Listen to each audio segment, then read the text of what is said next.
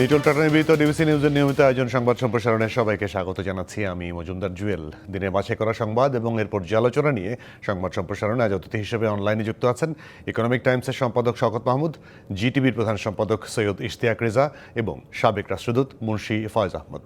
আপনাদের তিনজনকে স্বাগত জানাই আজকে সংবাদ সম্প্রসারণে। ফয়েজ আহমদকে দিয়ে শুরু করতে চাই। যেটি পররাষ্ট্রমন্ত্রী আজকে বললেন যে বিশ্বব্যাংক একটি প্রস্তাবে বলেছে যে রোহিঙ্গাদের দেশে যেন কোনোভাবে রেখে দেয়া যায় কিনা, সেটি পররাষ্ট্রমন্ত্রী অবশ্যই প্রত্যাখ্যান করেছেন। আপনার বিশ্লেষণ জানতে চাই। এটা আমাদের পররাষ্ট্রমন্ত্রীর যে প্রতিক্রিয়া, এটা অত্যন্ত স্বাভাবিক এবং যুক্তিসঙ্গত। কারণ প্রথম কথা হলো যে এরা তো জোর করে তাদেরকে তাড়িয়ে দেওয়া হয়েছে, তারা আশ্রয় নিয়েছে আমাদের এখানে সাময়িকভাবে, আমরা তাদেরকে আশ্রয় দিয়েছি। তাদের এখানে স্থায়ীভাবে থাকার কোনো প্রশ্ন আসে না।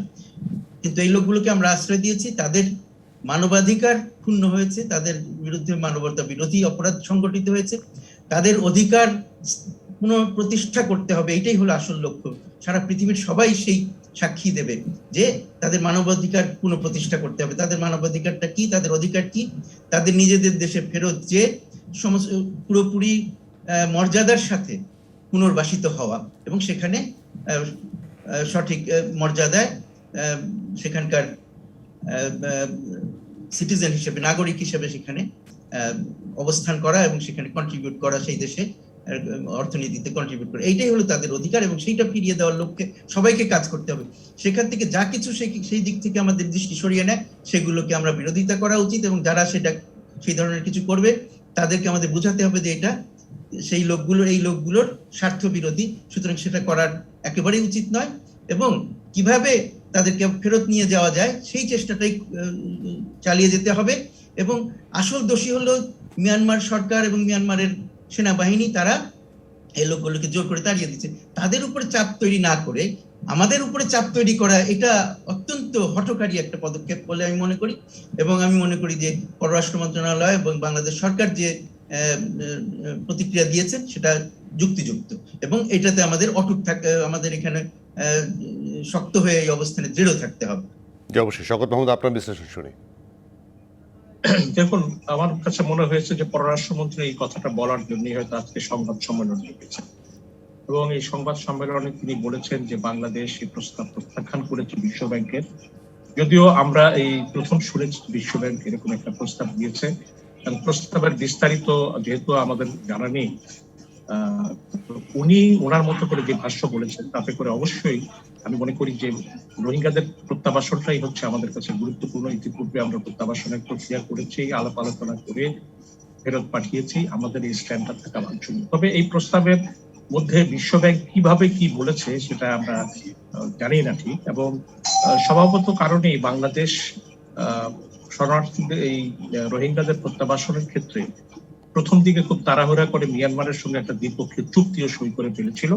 পরে মিয়ানমারের পক্ষ থেকে একদল প্রতিনিধি দল এসে তাদের একটা আমি বলবো যে একটা সংখ্যা গোনা, পরিচয়, অনুসন্ধান সবকিছু করেছে, কিন্তু বাস্তবে তারা সেটা অগ্রগতি তাদের দ্বারা কোনোভাবেই সাধিত হয়নি।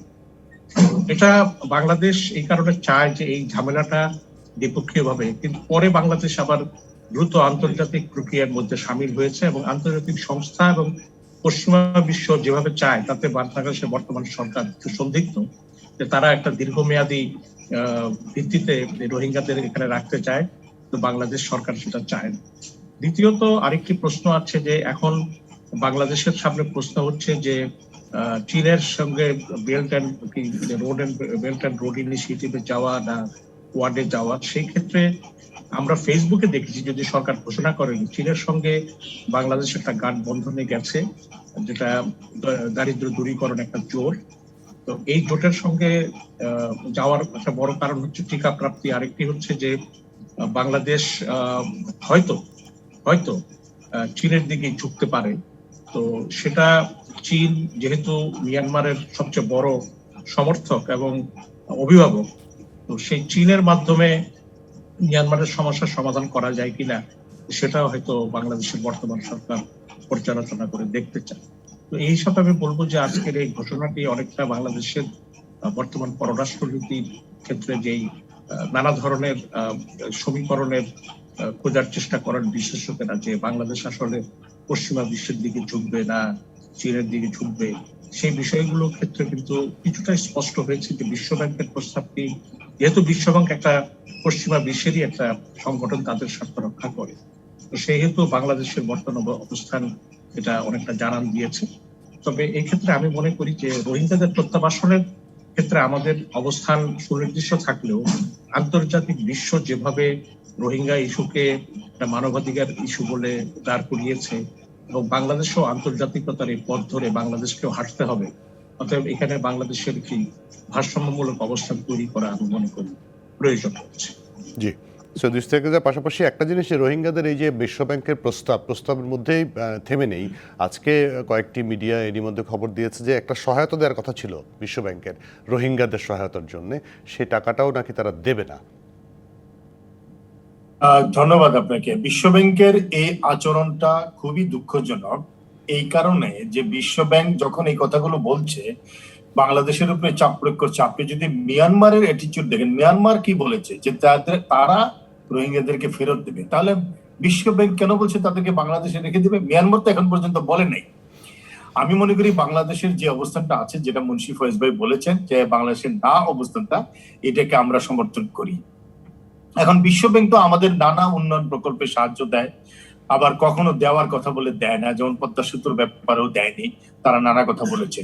বাংলাদেশের আজকে যে সক্ষমতার জায়গাটা দাঁড়িয়েছে, সেটা আমি মনে করি যে বিশ্বব্যাংকের না বলার জায়গাটা দাঁড়িয়েছে। বিশ্বব্যাংক যদি কোনো প্রকল্পে আটকে দেয়, কোনো জায়গায় টাকা না দেয়, তাহলে বাংলাদেশের সেই শক্তি, সেই সামর্থ্যটা দাঁড়িয়েছে যে তোমার টাকা আমি নেব না। কারণ হলো যে বিশ্বব্যাংক বাংলাদেশের মৌলিক প্রিন্সিপালের বিরুদ্ধে দাঁড়িয়ে কথা বলছে। বাংলাদেশ মানবিক কারণে রোহিঙ্গাদেরকে আশ্রয় দিয়েছে, কিন্তু বাংলাদেশ কখনো বলেনি যে রোহিঙ্গারা আমাদের দেশে আশ্রয় প্রার্থী, অথবা অর্থাৎ রিফিউজি স্ট্যাটাসটা কখনো তারা দেয়নি। সেই জায়গা থেকে, সেই বাস্তবতা থেকে কেন বিশ্বব্যাংক আজকে এই কথাগুলো বলছে, সেটা কিন্তু একটু গভীরভাবে ভাবা দরকার। বিশ্বব্যাংক কিন্তু সারা জীবনই আমরা দেখেছি যে কোনো দেশে যে কোনো প্রকল্প বাস্তবায়নের ক্ষেত্রে অথবা যে কোনো পরামর্শ দেওয়ার ক্ষেত্রে কিন্তু তারা তাদের যে বেনিয়া গোষ্ঠী আছে তার একটা স্বার্থ দেখার চেষ্টা করে। সুতরাং বাংলাদেশ যদি তার শক্তির জায়গাটা রাখতে পারে, যে অর্থাৎ না মানে না, এই জায়গাটাকে বাংলাদেশে রাখতে হবে। অন্যদিকে চীনের সাথে যে সমীকরণের কথা বলা হচ্ছে, সেটা অবশ্যই, সেটা শওকত মাহমুদ বললেন যে সেটা অবশ্যই একটা গুরুত্বপূর্ণ জায়গা, কিন্তু তার অর্থ কি চীন আমাদেরকে কোন ধরনের দয়া করছে কি?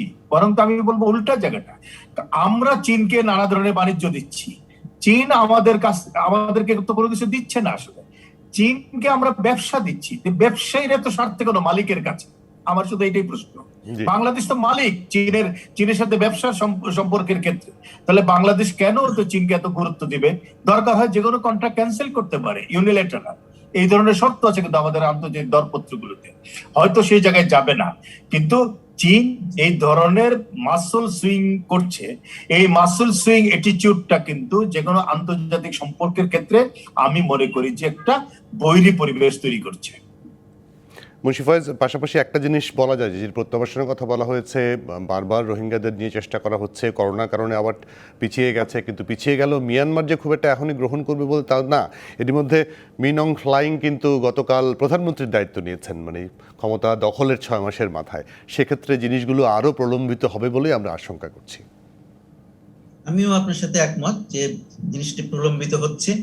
এটা আমাদের খুব বেশি যে করার কিছু আছে তা না, কিন্তু একটা জিনিস হলো যে চীনের কথা উঠছে যে চীন আমাদেরকে এই ব্যাপারে সাহায্য করতে পারে। আমি মনে করি যে তারা করতে পারে, কিন্তু কতটুকু সাহায্য তারা করবে সেটা দেখতে হবে অপেক্ষা করে। কিন্তু আমাদের চেষ্টা চালিয়ে যেতে হবে। চীনের সাথে আমাদের অনেক অত্যন্ত গভীর সম্পর্ক, সুতরাং চীন আরো চেষ্টা করতে পারে, আরো করতে পারে এই বিষয়ে, সেইটা আমরা বিশ্বাস করি। তো সেই চেষ্টাটা চালিয়ে যেতে হবে। কিন্তু এই প্রসঙ্গে যে চীন মাসল দেখাচ্ছে বা ইত্যাদি, এই ধরনের প্রসঙ্গ এখানে আনার মনে হয় কোনো সুযোগ নাই। এখানে আমার বাংলাদেশ সরকারের যে পররাষ্ট্রনীতি, সেটা আমি মনে করি মোটামুটি ভারসাম্যপূর্ণই আছে, সব দেশের সাথে সুসম্পর্ক বজায় রেখেছে, এবং সেখানে চীন, ভারত, মার্কিন যুক্তরাষ্ট্র বা অন্য কোনো দেশের দিকে ঝুঁকছে এরকম কোনো প্রবণতা আমি দেখছি না, বা সেটা আমার কাছে মনে হচ্ছে না। আমি মনে করি যে সবার সাথে সুসম্পর্ক বজায় রেখেই সমস্যাটার সমাধান বাংলাদেশ চাচ্ছে। সাথে সাথে বাংলাদেশ যে আন্তর্জাতিক আদালত দুটোতে যে বিচার হচ্ছে সেটার ব্যাপারেও খেয়াল রাখছে, সেটার ব্যাপারে সক্রিয়ভাবে সংযুক্ত আছে। তো সেইখানে কিছু অগ্রগতি হলে সেটা আমি মনে করি যে এই প্রত্যাবাসন, রোহিঙ্গাদের প্রত্যাবাসনের ব্যাপারে একটা ইতিবাচক অবস্থা প্রভাব বিস্তার করতে পারে। এইসব অত্যন্ত নিরাশাব্যঞ্জক অবস্থার মধ্যেও কিছু আশার সঞ্চার হতে পারে। কিন্তু আমাদের কথা হলো যে আমাদের দৃষ্টিটা যেন সঠিক জায়গায় থাকে, আমাদের সেই দৃষ্টির জন্য আমরা সরিয়ে না নেই। নানান রকমের চেষ্টা আসবে, এর মধ্যে হঠাৎ দেখা যাবে যে কয়েক হাজার লোককে কেউ নিয়ে গেল, এরকম হতে পারে, আমরা হয়তো সেটা বাধাও দিব না, কিন্তু সেটার কারণে যেন আসল জিনিস থেকে আমাদের দৃষ্টি সরে না যায়, যে মিয়ানমারের যে জনগোষ্ঠীকে মিয়ানমার সরকার জোরপূর্বক বের করে দিয়েছে, বাংলাদেশে পাঠিয়ে দিয়েছে বা বর্ডারের এপারে পাঠিয়ে, তাদেরকে তাদের দেশে ফেরত নিতে হবে, তাদের সমস্ত মর্যাদা সহ সমর্যাদায় তাদেরকে পুনঃপ্রতিষ্ঠিত পুনর্বাসিত করতে হবে। এই কথাটা আমি গুরুত্বের সাথে আবার বলতে চাই। সেক্ষেত্রে সেপ্টেম্বরে যে জাতিসংঘের সম্মেলন হওয়ার কথা রয়েছে, সেখানে যেটা আজকে পররাষ্ট্রমন্ত্রী বললেন যে মাননীয় প্রধানমন্ত্রীর যোগ দেওয়ার সম্ভাবনা আছে, সেক্ষেত্রে 19 মাস 20 মাস পরে তিনি দেশের বাইরে যাবেন প্রথমবারের মতো। সেক্ষেত্রে সেখানে কোনো রকম আরও জোরালোভাবে উল্লেখ করা, জোরালোভাবে অবস্থান নেয়ার কি ধরনের সুযোগ তৈরি হতে পারে বলে আপনি মনে করেন? আমাকে জিজ্ঞেস করছেন আবার? জি জি, মুন্সি ফয়েজ আহমদ, আপনাকে জিজ্ঞেস করছি। যে কোনো ফোরামে যখনই আমাদের সুযোগ আসে, বিশেষ করে এই যে কি বলে হিউম্যান রাইটস প্রসঙ্গে বা অন্য যে কোনো প্রসঙ্গে যখনই কোনো রকমের আলোচনার সুযোগ আসে, সেখানে আমাদের খুব গুরুত্বের সাথে এই বিষয়টি বারবার তুলে ধরতে হবে যে এই রোহিঙ্গাদের, আমরা যখন এত বারবার হিউম্যান রাইটস মানবাধিকারের কথা বলছি, রোহিঙ্গাদের মানবাধিকারের কথা বলছি, তো তাদের মানবাধিকারটা কোথায়, তাদের অধিকারটা কি, সেই জিনিসটার উপরে জোর দিয়ে তাদের প্রত্যাবাসনের বিষয়টির উপরে বারবার জোর দিতে হবে। আমি নিশ্চিত যে মাননীয় প্রধানমন্ত্রী সমস্ত সুযোগে এই কথাগুলি বলবেন। জি, মুন্সি ফয়েজ আহমদ, আপনাকে অনেক ধন্যবাদ, আপনি আমাদের সঙ্গে যুক্ত ছিলেন আজকের আলোচনায়। আমরা শওকত মাহমুদ এবং ইশতিয়াক রেজা আপনাদের সঙ্গে আলোচনায় যাব একটা বিরতি নিয়ে ফিরে এসে। দর্শক, নিটোল টাটা নির্বাচিত সংবাদ সম্প্রসারণে একটা বিরতি, সঙ্গে থাকুন। বিরতির পর আবার স্বাগত নিটোল টাটা নির্বাচিত সংবাদ সম্প্রসারণের সাথে আছেন ইকোনমিক টাইমসের সম্পাদক শওকত মাহমুদ এবং জিটিভির প্রধান সম্পাদক সৈয়দ ইশতিয়াক রেজা। শওকত মাহমুদ, আজকেও মোটামুটি 246 জনের মৃত্যু হয়েছে বাংলাদেশে এবং 15,000-এর বেশি শনাক্ত। এর পাশাপাশি একটি গবেষণা আজকে বিএসএমইউ থেকে প্রকাশ করা হয়েছে, সেটি হচ্ছে যারা টিকা নিয়েছেন, টিকা 2 ডোজ নিয়েছেন, তাদের 98% শরীরে অ্যান্টিবডি তৈরি হয়েছে বলে তারা জানাচ্ছেন। এটি একটি ভালো খবর। তবে এই টিকা নেয়ার প্রতি আগ্রহের ফলে টিকা নিতে গিয়ে মানুষের কিন্তু ব্যাপক সমস্যার মধ্যে পড়তে হচ্ছে। আপনার বিশ্লেষণ শুনতে চাই। আমাকে বলছেন? জি, শওকত মাহমুদ, আপনাকে বলছি। না, আজকে বিএসএমইউর জরিপটা আমাদের জন্য অত্যন্ত একটা স্বস্তিকর খবর। যারা 2 ডোজ টিকা নিয়েছেন তাদের 98%-এর মধ্যে অ্যান্টিবডি ডেভেলপ হচ্ছে। এর আগে আবার গতকাল আরেকটি জরিপে এই তথ্য প্রকাশিত হয়েছে যে হাসপাতালে যতটা রোগী, তার চেয়ে ঘরে ঘরে অনেক বেশি রোগী, এরা হয়তো জরিপের আওতায় আসছে না। এই খবরটিও আমাদের মধ্যে এসেছে। টিকা নেওয়ার ক্ষেত্রে মানুষের ভোগান্তি আছে এবং টিকা আগে কে ব্যবস্থা করবে, এখানে জনপ্রতিনিধি যারা আছেন তাদের মধ্যে এক ধরনের একটা প্রতিযোগিতা আছে। টিকা নেওয়ার ক্ষেত্রে মানুষের আগ্রহ আছে এবং টিকার সরবরাহের উপর অনেক কিছু নির্ভর করছে। করোনার যে পরিস্থিতি, আমার কথা হচ্ছে যে গত জুলাই মাসে আমরা যে 2টি পর্যায়ে লকডাউন করলাম, সেই লকডাউনের ফলাফলটা কি এলো সেটা কিন্তু আমরা এখনো বুঝতে পারি। কারণ টিকা প্রক্রিয়া এক জিনিস, আর লকডাউনের প্রক্রিয়া করে যে মানুষকে আটকে রাখা হয়েছে এবং বিভিন্ন জায়গায়, সব জায়গায় মানুষ এগুলো মানছে না। সেটার ক্ষেত্রে আমাদের আসলে লকডাউনের ফলে কি অবস্থা হয়েছে সেটার কিন্তু কোনো জরিপ হচ্ছে না। এইগুলির জরিপ রয়েছে এবং জরিপ না থাকার কারণে নানা ধরনের কথা বলা হচ্ছে, আমরা অনুমান করে কথা বলছি। বিএসএমইউ বলেছে যে আগে জরিপটি তারা চালিয়ে যাবে। এখন 2 ডোজ টিকা প্রাপ্তির পরে আসলে অবস্থা বুঝে যাবে যে জনসংখ্যার কত ভাগ 2 ডোজ টিকা পাওয়ার পর এই সক্ষমতা অ্যান্টিবডি বেড়েছে সেটা বিবেচনা করতে হবে। কিন্তু পরিস্থিতি কিন্তু আগের মতোই রয়ে গেছে যে সরকারের লকডাউন ছাড়া আর কোনো করণীয় নেই এবং পাশাপাশি বিভিন্ন মহল থেকে দাবি উঠছে যে লকডাউন প্রত্যাহার করা হোক, ব্যবসা বাণিজ্য খুলে দেওয়া হোক এবং সরকার গার্মেন্টস এর জন্য যে সুবিধাটি দিয়েছে বা রপ্তানিমুখী শিল্পের জন্য, এখন যারা রপ্তানি করে না তাদেরও তো রুজি দরকার এবং তারা যেসব ক্ষয়ক্ষতির খতিয়ান দিয়েছে, পরিসংখ্যান দিয়েছে, এই পরিসংখ্যানগুলো বিবেচনার দাবি রাখে, যদিও পরিসংখ্যান সম্পূর্ণভাবে নির্ভরযোগ্য কিনা সেটাও একটা বিষয় আছে। আমার মনে হচ্ছে করোনার ক্ষেত্রে সরকারের এই দীর্ঘ মোকাবিলার ক্ষেত্রে দীর্ঘ অভিজ্ঞতার পরও আমরা কোনো কাঙ্ক্ষিত ফল বা একটি সমন্বিত পদক্ষেপ পাচ্ছি না, এটাই হচ্ছে আমাদের জন্য একটা বড় উদ্বেগের বিষয়। এবং জনস্বাস্থ্যবিদেরা যে কথাগুলো বলছেন সেগুলো কত পার্সেন্টের প্রতি সরকার মনোযোগী হচ্ছে সেটাও কিন্তু আমাদের জানা নেই। সৈয়দ ইশতিয়াক, আমি সূত্র ধরে দিতে চাই, যেটি হচ্ছে যে যেটি স্বাস্থ্যমন্ত্রী বললেন যে দ্বিতীয় ডোজ অ্যাস্ট্রাজেনেকার টিকা নিতে গেলে কোনো SMS লাগবে না, সেই কথা শুনে আজকে কিন্তু শত শত মানুষ টিকা কেন্দ্রে গিয়েছেন এবং যাওয়ার পরে টিকা পাননি, কারণ SMS ছাড়া তারা টিকা দেয়নি। এই বিপদটার মধ্যেও কিন্তু মানুষকে ফেলা হয়েছে। দেখেন, স্বাস্থ্যমন্ত্রী কি বলেন আর বাস্তবে কি ঘটে সেগুলো প্রত্যেকটা বার আমরা করোনার শুরু থেকে দেখতে পাচ্ছি একটা বিরাট পার্থক্য। আমি অন্তত কয়েকজনকে চিনি যারা স্বাস্থ্যমন্ত্রীর কথা আশ্বস্ত হয়ে গেছেন এবং তাদেরকে ফিরিয়ে দেওয়া হয়েছে, কারণ তাদের কাছে কোনো SMS চাইনি। এটা একটা বলে যে কতটা সমন্বয়হীনতার ভিতর দিয়ে আমাদের স্বাস্থ্য মন্ত্রণালয় কিংবা করোনা ব্যবস্থাপনা চলছে। পুরোটার দিকে যদি আপনি তাকান তাহলে শুরু থেকে কিন্তু এই দৃশ্যগুলো দেখতে পাচ্ছি। এখন স্বাস্থ্যমন্ত্রী এক ধরনের কথা বলছেন, স্বাস্থ্য অধিদপ্তরের ডিজি গতকাল বলেছেন যে এই যে গার্মেন্টস খুলে দেওয়া হলো সেটা তাদের কাছে প্রত্যাশিত ছিল না। এখন তারা কি প্রত্যাশা করেন, তারা কি করেন না, সেই জায়গায় আমার ধারণা সরকারের যে নীতি নির্ধারণী জায়গা সেটা নাই। ফলে আমরা দেখলাম যে হঠাৎ করে লকডাউনের মাঝপথে কিন্তু গার্মেন্টস কে খুলে দেওয়া হলো। এটার মাধ্যমে স্বাস্থ্যমন্ত্রী হয়তো তার অনেক কথা বলতে পারবেন, কিন্তু আমরা দেখছি যে মুখপাত্র হয়ে দাঁড়িয়েছে জনপ্রশাসন প্রতিমন্ত্রী, যিনি স্বাস্থ্যমন্ত্রীর বক্তব্যের সাথে আমি কোনো সামঞ্জস্য দেখতে পাচ্ছি না।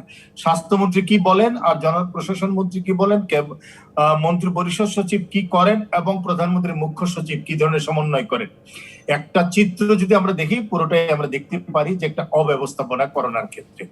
আপনি যখন সমস্ত কিছু কিছু খুলে দিবেন, কিছু বন্ধ রাখবেন, আমি যদি একটা নৈতিকতার জায়গা থেকে একটা প্রশ্ন করতে চাই, যদি গার্মেন্টস খুলে দেন আপনি, তাহলে করোনার স্বাস্থ্যবিধি এবং যেভাবে মানুষজন আসলো, তাহলে করোনার স্বাস্থ্যবিধি মানার মানুষকে উপদেশ দেওয়ার কোনো নৈতিক অবস্থান সরকারের থাকে কিনা।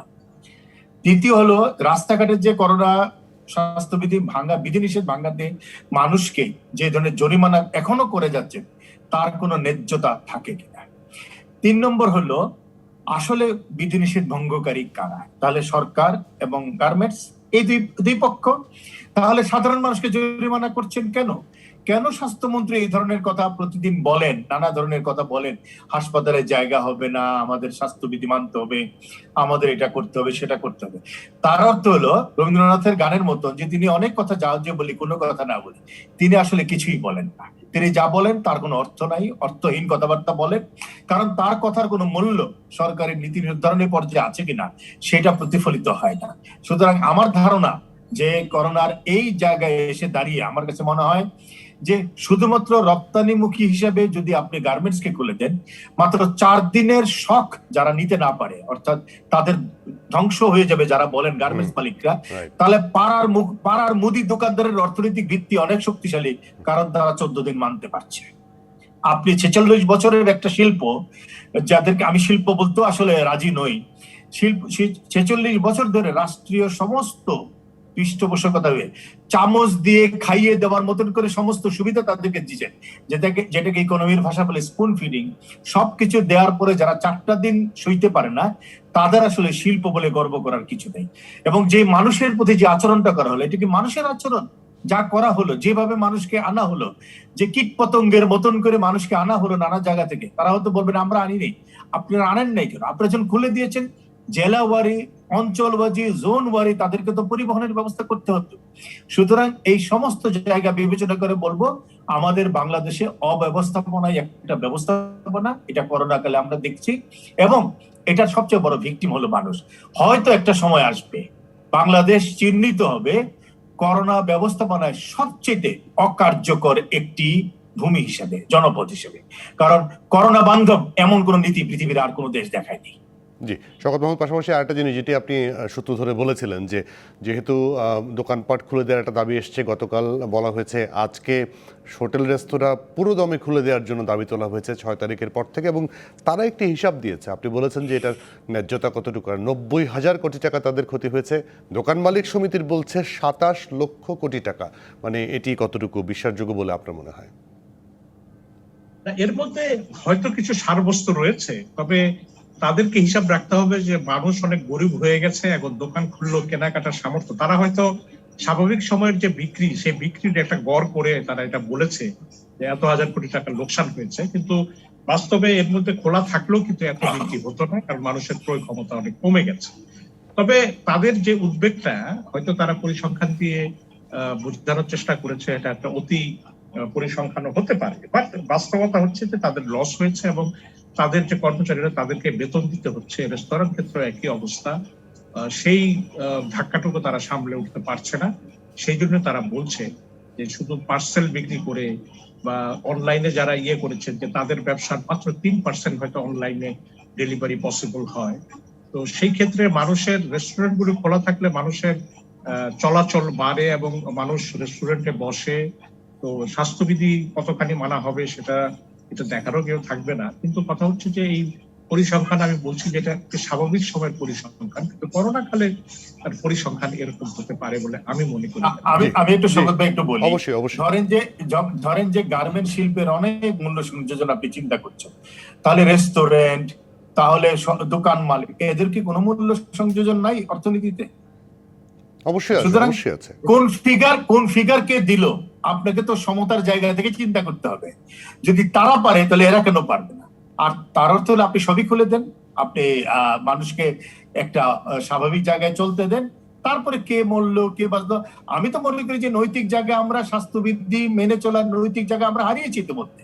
জি, পাশাপাশি সৈয়দ ইশতিয়াক আমি একটু যুক্ত করে দিই, কারণ হচ্ছে দোকান মালিক সমিতির দাবির সাথে সাথে স্বাস্থ্যবিধি মানা হয় না বলে বলা হচ্ছে, কিন্তু দোকান মালিকগুলো আমরা দেখতে পারি, মানে খালি চোখে দেখা যায়, মিডিয়া দেখায়, কিন্তু গার্মেন্টসের ভিতরে কিন্তু ঢুকে আমরা দেখাতে পারি না যে তারা স্বাস্থ্যবিধি কতটুকু মানাচ্ছে। না, তাদের নানা ধরনের, তারা বলে ফ্যাক্টরি লেভেলে কোনো ইনফেকশন নাই, একদম জিরো বলতে চাচ্ছে তারা। পৃথিবীর ইতিহাসে সম্ভবত একটা বিরল ঘটনা যে বাংলাদেশের গার্মেন্টসে কোনো ইনফেকশন নাই, তারা তো সেটাই বলে। সুতরাং এই যে শূন্য রেকর্ড ইনফেকশনের, এটা তো একটা ধরেন গিনেস ওয়ার্ল্ড রেকর্ড হতে পারে, এটা একটা করোনা রেকর্ড হতে পারে। পৃথিবীর কোথাও সম্ভবত এরকম দাবি আর কেউ করে নাই। এবং ধরেন এরকম রেকর্ডের দাবি করতে পারা এবং সেই দাবি করে যে কোনো দাবি আদায় করে ফেলতে পারা, এটা তো একটা বিরাট সক্ষমতা আমার কাছে মনে হয়। সুতরাং সেই সক্ষমতার জায়গায় তো বাংলাদেশ আসলেই অসক্ষম। জি, আপনাদের দুজনকে আবারও একটু অপেক্ষার অনুরোধ জানাই। দুজনের সঙ্গে একটা বিরতির পরে এসে আবারও আলোচনায় বসবো। দর্শক, নিটোল টাটা নিবেদিত সংবাদ সম্প্রসারণে আরও একটি বিরতির সঙ্গে থাকবেন। বিরতির পর আবারও স্বাগত নিটোল টাটা নিবেদিত সংবাদ সম্প্রসারণের সাথে আছেন শওকত মাহমুদ এবং সৈয়দ ইশতিয়াক রেজা। শওকত মাহমুদ, সারা বিশ্বের আজকে যেটা অ্যান্টনিও গুতেরেস বলেছেন যে 15 কোটির বেশি শিশুর শিক্ষা ব্যবস্থা ক্ষতিগ্রস্ত, পাশাপাশি 2.5 কোটি শিক্ষার্থী কখনোই আর স্কুলে বা যেতে পারবেন না, এরকম একটি আশঙ্কার কথা বলেছেন। 2.5 কোটি কি শুধু বাংলাদেশের কথা বলেছেন? না, সারা বিশ্বের। হ্যাঁ, এরকম আমার মনে হয় যে জাতিসংঘের এই মহাসচিবের এই বক্তব্যটি খুব পরিধানযোগ্য, কারণ আমরা বাংলাদেশে অনুভব করছি যে আমাদের শিশুদের যে শিক্ষার্থী জীবন, সেটার মধ্যে একটা বড় ধরনের ছেদ ঘটেছে এবং কত শিশু আবার আমরা লেখাপড়ায় ফেরাতে পারবো আমরা জানি না। এটার জন্য হয়তো খুব বড় প্রণোদনা দিতে হতে পারে। তো শিক্ষা ব্যবস্থার এই বিষয়টা আমরা আসলে অ্যাড্রেস করতে পারিনি ঠিকভাবে, কারণ অনেক দেশে যখন স্কুল কলেজ খোলা তখন আমরা বন্ধ রেখেছি, এবং বন্ধ রাখার কারণ সম্পর্কে আমরা বলেছি যে আমরা সংক্রমণের বিস্তৃতির মানে ভয়াবহতার কারণে এটা বন্ধ রেখেছি। কিন্তু আবার একই সঙ্গে আমরা এটাও বলছি যে 5% সংক্রমণের হার 5-এর নিচে না নামা পর্যন্ত স্কুল কলেজ খোলা হবে না। যদিও শিক্ষার্থীদের মধ্যে টিকা দেওয়া হয়েছে, প্রায় 76,000 শিক্ষার্থী যাকে পেয়েছে বলে বলা হচ্ছে। এখন 5% নিচে কবে নামবে, এটা তো আমার মনে হয় যে এখন তো টিকাদানের গতি, এতে করে তো 1 বছরের বেশি সময় লেগে যেতে পারে। তো সেই কারণে বলছি যে আমাদের এই বিষয়টি খুব গুরুত্বের সঙ্গে বিবেচনা নেওয়া উচিত এবং স্কুল শিক্ষা প্রতিষ্ঠানগুলো খুলে দেওয়া স্বাস্থ্যবিধি মেনে কিভাবে কি করা যায় সেটার ব্যাপারে সরকারের চিন্তা করা উচিত। ইতিমধ্যে অভিভাবকদের পক্ষ থেকে, শিক্ষকদের পক্ষ থেকেও এই কথা বলা হয়েছে। তবে আমরা মনে করি যে আমাদের দেশে কিন্তু এমনিতেই ড্রপ আউট বা ঝরে পড়া শিশুদের সংখ্যা বেশি। তো এর করোনার কারণে যদি আরো বেশি করে শিশু স্কুল থেকে বা শিক্ষা জীবন থেকে ঝরে পড়ে, আমরা কিন্তু এই ক্ষতি কিন্তু পুষিয়ে নিতে পারবো। থেকে যে পাশাপাশি যেটি দাবি করা হচ্ছে সরকারের পক্ষ থেকে, অনলাইন ক্লাস হচ্ছে, বিভিন্ন জায়গায় ক্লাসে শিক্ষার্থীরা অংশগ্রহণ করছে, কিন্তু আদৌ কত পার্সেন্ট শিক্ষার্থী অংশগ্রহণ করছে তার হিসাব কিন্তু নেই। শহরাঞ্চলে সরকারি স্কুল কলেজগুলোর কিন্তু অনলাইন ক্লাসে উপস্থিতির হার খুবই কম। ইংরেজি মাধ্যমে স্কুলগুলো ঠিকমতো চলছে, কিন্তু সেখানে উপস্থিতি খুব বেশি ভালো তাও কিন্তু নয়। দেখেন, একটা বৈষম্যপূর্ণ সমাজে আপনি আরো বৈষম্যের একটা জায়গা তৈরি করেছেন যখন আপনি এই কথাগুলো বলেন। আপনি অনলাইনের কথা বলছেন, কতজন শিক্ষার্থীর পক্ষে অনলাইনে যুক্ত হওয়া সম্ভব হচ্ছে? আপনার ডাটা কস্ট এবং একই সাথে ডিভাইসের যে কস্ট, সেটা যে জায়গায় গিয়ে পৌঁছেছে, তাতে অধিকাংশ শিক্ষার্থীর পরিবারের পক্ষে সেটা মেনটেন করা সম্ভব না। শুধু তাই না, শহর এবং গ্রাম যে ডিভিশনটা, সেটাকেও কিন্তু বিভাজনটা সেটাকেও রাখতে হবে। করোনা কালে আমাদের দেশে এমনিতে একটা ডিজিটাল ডিভিশন ছিল, এবং সেটা কিন্তু আরো ডিজিটাল ডিভাইডটা আরো বড় আকার ধারণ করেছে, এবং শিক্ষা ব্যবস্থাটা পুরোটাই এই করোনার সময় বড় লোকের একটা জায়গা হয়ে দাঁড়িয়েছে। এই কারণে যে প্রাইভেট ইউনিভার্সিটিতে সবাই ডাটা কিনে ক্লাস করছে, পাবলিক বিশ্ববিদ্যালয় অর্থাৎ সরকারি বিশ্ববিদ্যালয় বন্ধ, ইংলিশ মিডিয়াম স্কুল সবগুলোতে ক্লাস হচ্ছে নানাভাবে, সেগুলো শহর কেন্দ্রিক এবং বড় লোকের সন্তানরা পড়ে, অর্থাৎ যারা এফোর্ড করতে পারে তাদের সন্তানরা পড়ে, আপনি সাধারণ শিক্ষার্থীরা সেই জায়গাগুলো বন্ধ রেখেছে। সুতরাং এখানে অনলাইনে ক্লাস হচ্ছে বলে যে সন্তুষ্টিটা, সেইটা আমার কাছে মনে হয় যে একটা পরিহাসের জায়গা, এবং সমস্ত মানে সাধারণ শিক্ষার্থী তাদের পরিবারকে এক ধরনের, আমি বলবো যে এক ধরনের বিদ্রুপ করার সামিল হয়ে দাঁড়িয়েছে। সুতরাং এটা কোনোভাবেই গ্রহণযোগ্য না যে আমি অনলাইনে ক্লাস দিচ্ছি। আপনি যদি ঠাসাঠাসি গাদাগাদি করে গার্মেন্টস কর্মীদেরকে নিয়ে আসতে পারেন, তাহলে স্কুল কলেজ খুলে দিতে সমস্যা কোথায়? আপনি খুলে দেন, আপনি দোকান খুলে দেন, আপনি সবই খুলে দেন। আমি বরং বলবো যেটা, যে আমি জানি এই বাস্তবতা অনেক কঠিন, 17 মাসে একদিনের জন্য বিশ্ববিদ্যালয় বলেন কোন শিক্ষার্থীর ক্লাসরুম খুলতে পারেনি। কলেজের অনেক শিক্ষার্থী তার কলেজ দেখে নেয়, মেট্রিকের পরে ভর্তি হয়েছে, তাদের কলেজ জীবন শেষ হয়ে গেল। এর চেয়ে দুঃখজনক আর কি হতে পারে? জাতিসংঘ যে উদ্বেগের জায়গাটা প্রকাশ করেছে, আমার ধারণা সবচেয়ে উদ্বেগের জায়গাটা বাংলাদেশে। দরিদ্র পরিবারের ছেলেরা সব বাবার সাথে হয় চলে যাচ্ছে খেতে কাজ করতে, অথবা অন্য কোনো শিশু শ্রমে, নারীদের মানে মেয়েদের বিয়ে হয়ে যাচ্ছে, বাল্য বিবাহ হচ্ছে, সবকিছু মিলিয়ে একটা ভয়ঙ্কর অবস্থা আমাদের শিক্ষা ব্যবস্থা। দুঃখজনকটা হলো, শিক্ষার্থীদের এই করুণ অবস্থা নিয়ে একটা জাতীয় ভাবনা কোনোভাবে আমরা দেখতে পেলাম না, কোনোভাবে দৃশ্যমান হলো না। অর্থাৎ কিভাবে আমরা বসে আছি, কবে করোনা চলে যাবে আমাদের কাছ থেকে? করোনা যদি আর কোনোদিন না যায়, তাহলে আমরা কি করব? আমাদের শিক্ষার্থীরা কি জীবন হারিয়ে ফেলবে, শিক্ষা জীবন হারিয়ে ফেলবে? বাংলাদেশ রাষ্ট্র হিসেবে শিক্ষা জীবনটাকে কি আপনার কাছে মনে হয় যে একটা মানে উধাও করে দিবে? আমার কাছে এরকম একটা জায়গা, শিক্ষার্থীদেরকে দ্রুত টিকা দেওয়ার ব্যবস্থা করেন, শিক্ষকদেরকে দেন, দ্রুত খুলে দেওয়ার জন্য ব্যবস্থা নিতে হবে, সম্মিলিত উদ্যোগ নিতে হবে। অবশ্যই সৈয়দ ইশতিয়াক রাজা এবং শওকত মাহমুদ, দুজনকে অনেক ধন্যবাদ আজকে আমাদেরকে সময় দেওয়ার জন্য। দর্শক, এই ছিল নিটোল টাটার বিরুদ্ধে আজকে সংবাদ সম্প্রসারণে। সঙ্গে থাকুন।